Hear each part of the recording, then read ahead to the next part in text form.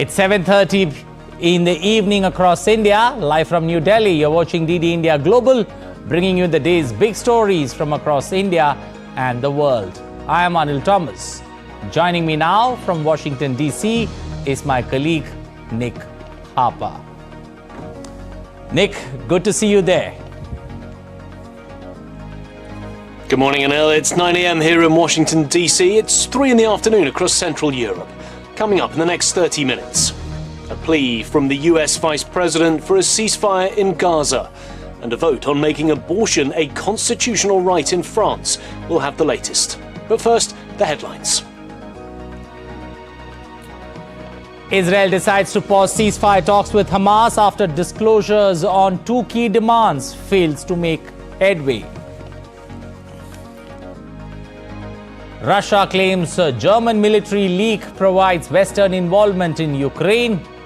Germany rejects claims, calling them propaganda.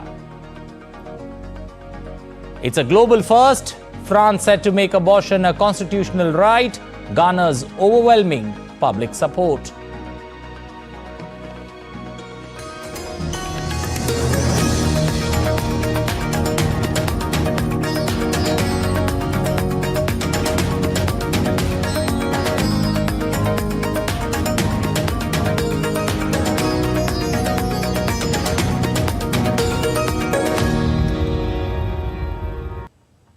Well, even as the Israeli military stepped up strikes on Hamas in Gaza, humanitarian aid continues to flow into the enclave. The IDF claims 277 trucks carrying humanitarian aid entered Gaza. This is the highest number of trucks to be transferred in one day since the start of the conflict in October last year.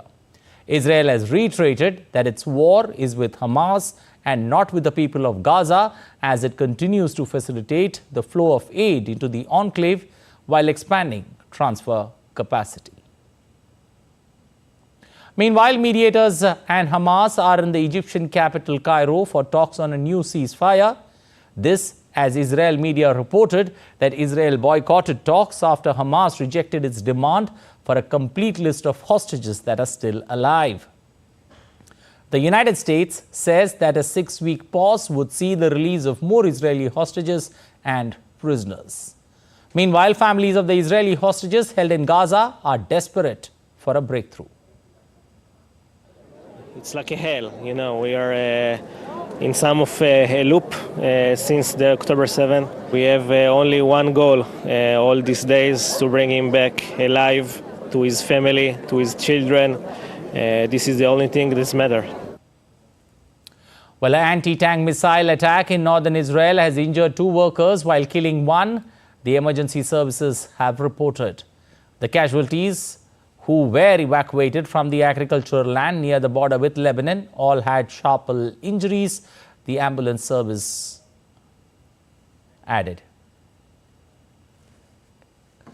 Well, for more updates on the story, DD India's Alex Cadier joins us live from Tel Aviv with the latest.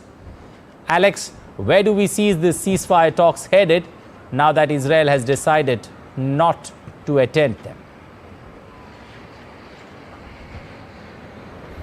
Well, it's important to say that there is still fragile optimism about the ceasefire deal being able to be reached by both sides. The objective is for that deal to be reached by the 10th of March, by the start of the holy month of Ramadan. That is the time frame placed. We know from the United States that Israel has basically agreed the framework of this ceasefire and what it would look like. That is according to US officials involved in the negotiations, saying that Israel has more or less accepted that framework. Kamala Harris, you may have heard the US Vice President urging for an immediate ceasefire, urging for more humanitarian aid to be allowed to flow into Gaza and for Hamas to accept the conditions. Now, the reason why the Israelis are not at the ceasefire negotiations in Cairo is because they say Hamas has failed to release a list of all the hostages that are alive, and that was one of the key requests by Israel. We heard Prime Minister Benjamin Netanyahu on Thursday saying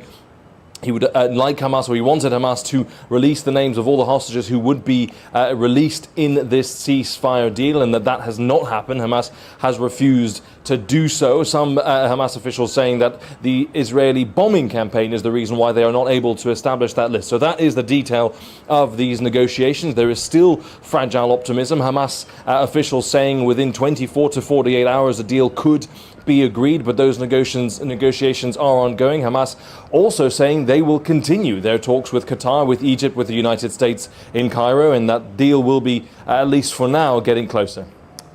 Well, Alex, what do we know about the Hezbollah-Israel border hostilities? Well, yeah, you've seen hostilities in the north of Israel, the south of Lebanon. Two anti-tank guided missiles were fired into northern Israel. They killed one Thai farm worker, I should say, as well as injuring seven others, according to Israeli media here. And the Israeli Air Force, just in the last few hours, we've heard the jets flying overhead, striking targets in southern Lebanon. They say striking the targets where these missiles were fired, and that is the big question. Even if a ceasefire deal is agreed in the south of Israel, in Gaza with Hamas, and that fragile ceasefire holds for the next 6 weeks, there is still a risk of the situation in the north of Israel with Hezbollah boiling over. That is a primary and very real concern here in Israel. We'll leave it there. Thank you. Appreciate your joining us. Well, US Vice President Kamala Harris bluntly called out Israel for not doing enough to ease a humanitarian catastrophe in Gaza. Nick Harper is in Washington and gives you more on this and other stories making headlines around the world. Nick, the Biden administration is facing heat both at home and also with its ally Israel, the way it's conducting things in Gaza. Well, that's right, Anil. And now this plea from the US Vice President Kamala Harris. She's called for an immediate ceasefire in Gaza and pressed Israel to increase the flow of aid. Harris's comments were among the sharpest yet by a senior leader of the US government. While addressing an event in Alabama to commemorate the 59th anniversary of Bloody Sunday, she said Hamas cannot control Gaza, but that the threat of Hamas and that it poses to the people of Israel must be eliminated. There must be an immediate ceasefire. For at least the next 6 weeks, which is what is currently on the table. This will get the hostages out and get a significant amount of aid in. Hamas claims it wants a ceasefire. Well, there is a deal on the table. And as we have said, Hamas needs to agree to that deal. Let's get a ceasefire. Let's reunite the hostages with their families. And let's provide immediate relief to the people of Gaza. The US Vice President is also set to meet with a member of Israel's war cabinet here in Washington later today to discuss how to get humanitarian aid into Gaza. Kamala Harris and Benny Gantz are also expected to talk about the end and the need for a temporary ceasefire. According to Gantz's office, he will also meet US Secretary of State Antony Blinken. Meanwhile, Turkish President Recep Tayyip Erdogan will discuss Turkey's efforts to deliver humanitarian aid to Gaza with Palestinian President Mahmoud Abbas during talks this week in Ankara. Abbas is going to pay a visit to Ankara on Tuesday and meet Erdogan to discuss recent developments in Gaza as well as the situation in the West Bank. Moving on to the Russia-Ukraine conflict, and there's controversy following a reported recording of a phone call where German military and armed forces discussed plans to strike Russian territory. Now the Kremlin has questioned whether German Chancellor Olaf Scholz is really in control of the situation in his own country. In the alleged call, German officers were heard discussing weapons for Ukraine and a potential strike by Kiev on a bridge in Crimea, prompting officials to demand an explanation. Earlier today, German Ambassador Alexander Graf Lambros has been summoned by Russia's foreign ministry after Russian media published the audio recording. Germany has rejected the claims, calling them propaganda. DD India's Dasha Chernyshova is in Moscow and has more. Moscow says it is obvious that Germany is discussing specific plans to strike the Russian territory. Commenting on the leaked recording in which German intelligence officers allegedly discussed security topics concerning Russia and Ukraine, including strikes against the Crimean Bridge, Kremlin spokesman Dmitry Peskov said that the conversation proves there was direct involvement into the conflict in Ukraine. He said it was necessary to find out whether the intelligence did it on its own initiative or as part of the German state policy. He also noted that the Kremlin is waiting for the results of the probe that the German Chancellor Olaf Scholz initiated over that leaked audio.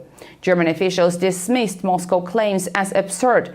Earlier on Monday, Russian Foreign Ministry had summoned German Ambassador to Russia Alexander Lambsdorff over that leaked audio. Foreign Ministry spokeswoman Maria Zakharova told reporters that denazification of Germany is not over, and if nothing changes, consequences will be terrible.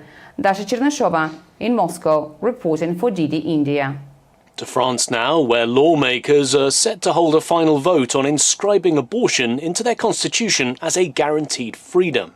France's Senate adopted a bill to enshrine a woman's right to an abortion in the constitution, clearing a key hurdle for legislation promised by President Emmanuel Macron.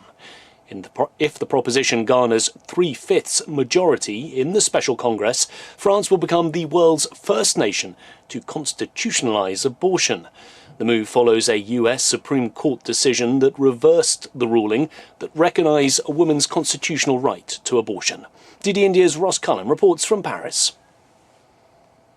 We're going to see all 577 MPs, 348 senators getting together at the Palace of Versailles, the former royal palace, the gilded splendour, all of the parliamentarians gathering there. It's a rare occurrence, Ollie. It only happens when you have these major attempts to change the constitution, everybody going by tradition to Versailles, without the president, but the prime minister will be there, and for the first time ever, the Congress will be held and hosted by the Speaker of the Lower House. For the first time ever, a woman holding that position of chairing this Congress. Everybody then will vote, and for the final time. Already all the MPs have voted in the Lower House and they approved it by an overwhelming majority. Already all the senators have voted in the Upper House and they also approved these changes. And for the final decision to be made, you have to vote once more together. You need 3/5 of everybody, so 60% or so of all the total, more than 900 parliamentarians to vote in favour. And then, if they are able to do that, then it would be up to the President and the Justice Minister to enshrine it into the Constitution. It has widespread support, especially after the President got behind it and wanted to see this enshrined into law by this coming Friday, March the 8th, International Women's Day. However, there were some holdouts and they weren't complete majorities in both houses. There were people voting against these changes. In the Senate, some people did feel, particularly the President of the Upper House, felt that the women's right to access abortion services is not under threat, so why would we need to make any changes? The position is strong, it's written into law, it's legal, there's no need to enshrine it into law. But French MPs were saying, well, look what happened in the United States, where access to an abortion was constitutionally protected until it was no longer constitutionally protected. So we need to make these changes. That's why it has widespread support among MPs, senators, and also, as you mentioned, the public. US presidential candidate Nikki Haley won the Washington, D.C. Republican primary on Sunday. It was her first victory in the nominating process. But she still faces near impossible odds in her quest to win the Republican nomination and to take on likely Democratic nominee President Joe Biden in November. Trump has won the first 8 nominating contests by a significant margin, before losing to Haley in D.C. 2 days before Super Tuesday. That's when voters in 15 states and 1 US territory will go to the polls on the biggest day of nominating contests in the presidential primary. The United Nations humanitarian rights chief on Monday called on the United States to ensure this year's presidential election is non-discriminatory. In a series of recommendations issued last year, the UN Human Rights Committee voiced concern at an increase in the number of legislative initiatives at a state level which limit the right to vote. The UNHCR also pointed out electoral manipulation, restrictions on voting by mail, ballot collection, and difficult voter identification requirements. In the United States of America, in this electoral year, it is particularly important for authorities at all levels to implement recent recommendations by the UN Human Rights Committee to ensure that suffrage is non-discriminatory, equal and universal.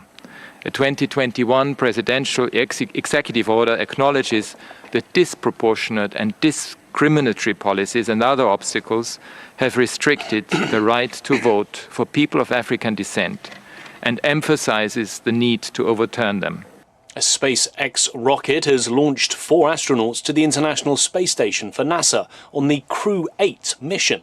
Crew 8 is the 8th crew rotation mission of SpaceX's human space transportation system, with its 9th flight with astronauts.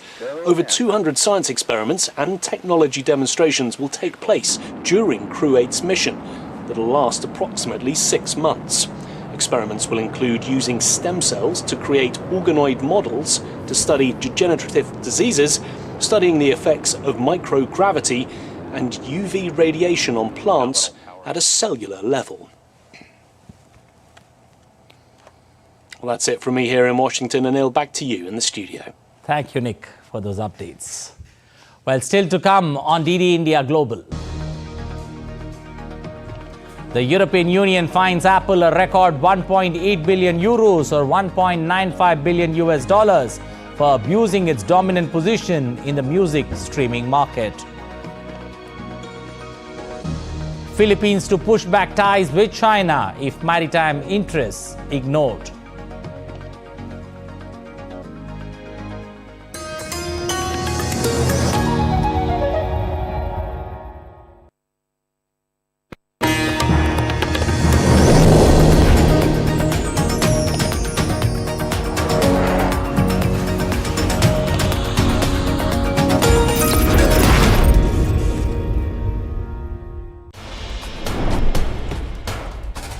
Wherever news breaks, whatever it takes. Connecting corners, cutting across continents. Stories that matter from across the globe. Accurate, authentic journalism that serves you right.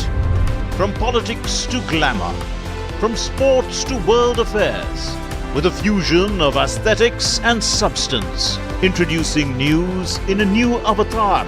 Experience the world through a new lens. Stay tuned to DD India for an exciting journey beyond borders.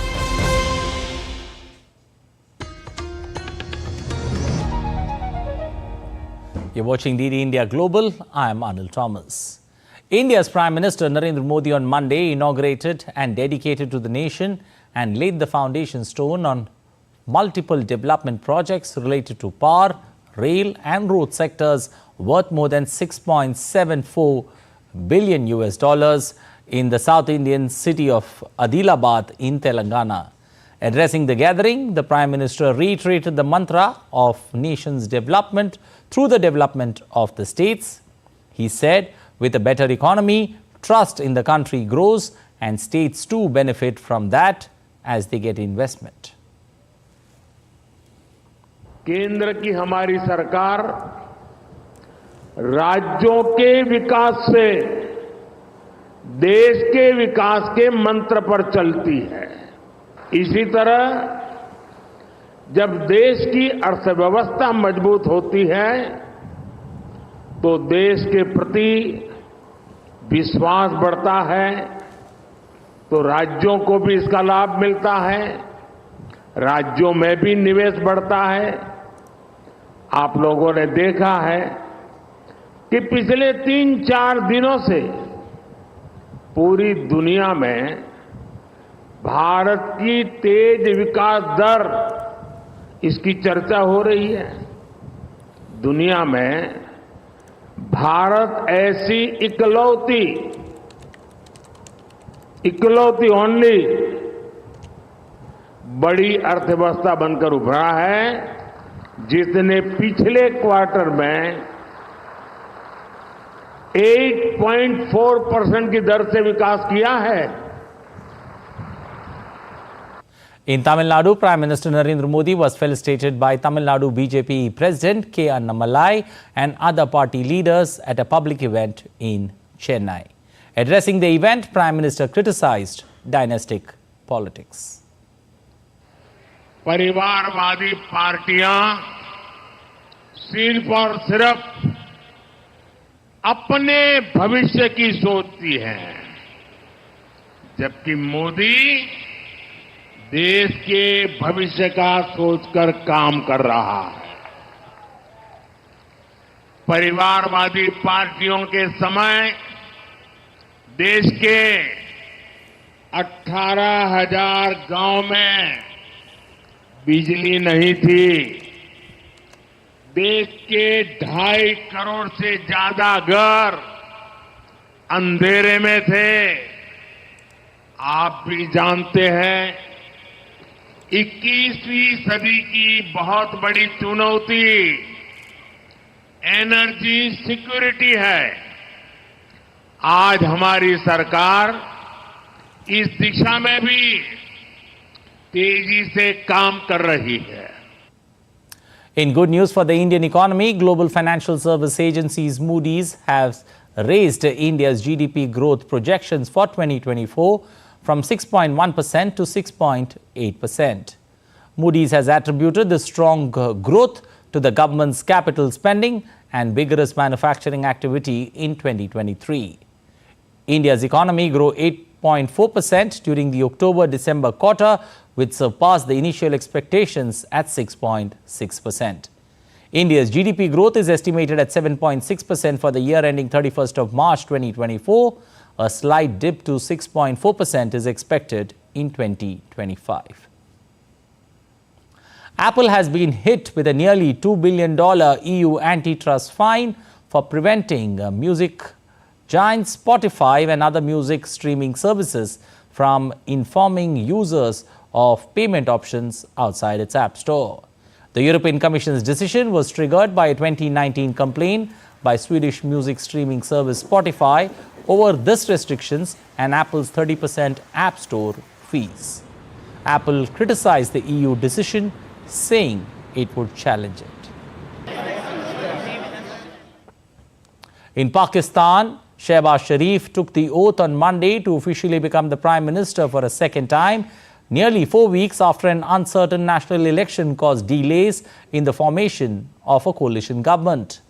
Sharif officially took up office at a swearing-in ceremony at the presidential office in capital Islamabad, a day after Parliament elected him Prime Minister, despite protests from lawmakers aligned with jailed former Premier Imran Khan.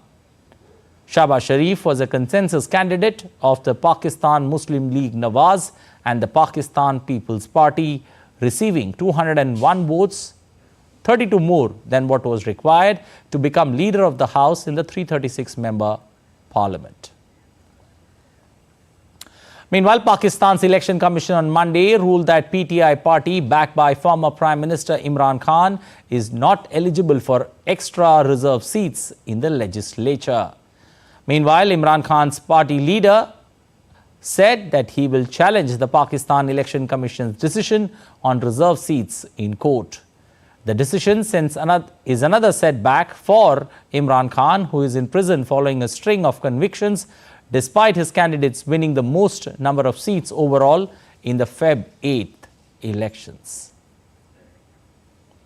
Shifting from Pakistan to Nepal, where the President Ramchandra Paudel administered the oath of office and secrecy to 3 newly appointed ministers.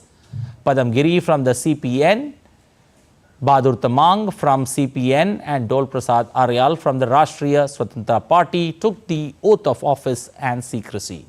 All the newly appointed ministers now are in the status of without portfolio until designation of the responsibility. The 3 ministers were appointed at the recommendation of Prime Minister Pushpakamal Dehal Prachanda, Vice President Ram Sahai Prasad Yadav, Speaker Deviraj Gimire, Chief Justice Bishwambar Shrestha, who were present on the occasion. Philippines President Ferdinand Marcos Jr. has said that he had no choice but to defend his country's territory in the South China Sea against what he called Chinese aggression. Addressing a Lowy Institute forum on Monday during a visit to Australia, Marcos said that too much emphasis was being placed on the superpower rivalry between the United States and China at the expense of legitimate maritime interests of other countries in the region. Ties between Philippines and China have soured since Marcos took office in 2022, with repeated spats over disputed features in the South China Sea. Our independent foreign policy compels us to cooperate with them on matters where our interests align, to respectfully disagree on areas where our views differ, and to push back when our sworn principles, such as our sovereignty, our sovereign rights, and our jurisdiction in the West Philippine Sea, are questioned or ignored. Well, let's take a look at some other stories making news around the world. A commercial land-based coral farm in Dubai promises to restore dying reefs using a new model of reef restoration, closely monitoring growing corals that were collected back in November and placed in 4 tanks. The farm manager, Ahmad Hamdi, spent his day fragmenting them into tiny pieces and infusing them back together, a method that the farm said it used to help the sea creature grow up 50 times faster. Reindeer herders in the Siberian camps in Russia's Yakutia casted an early vote in presidential elections on Thursday. Members of Election Commission flew over 250 kilometers by helicopters to get to the remote grazings in Russia's eastern Siberia. The 2024 presidential elections in Russia will run for 3 days from March 15th to 17th. Truckee, a town in California, was blanketed in snow and blizzard conditions in the Sierra Nevada mountains and is expected to continue through. Towns along the California-Nevada border were hit with heavy snow over the weekend, closing a major highway into Nevada as forecasters warned of a high risk of avalanches. British singer Ed Sheeran expressed his deepest gratitude to fans in Jakarta during his 2-hour concert, saying he was thrilled to hold a concert again in Indonesia. The concert, which was held in capital Jakarta's International Stadium, marked Ed Sheeran's second solo concert in Indonesia.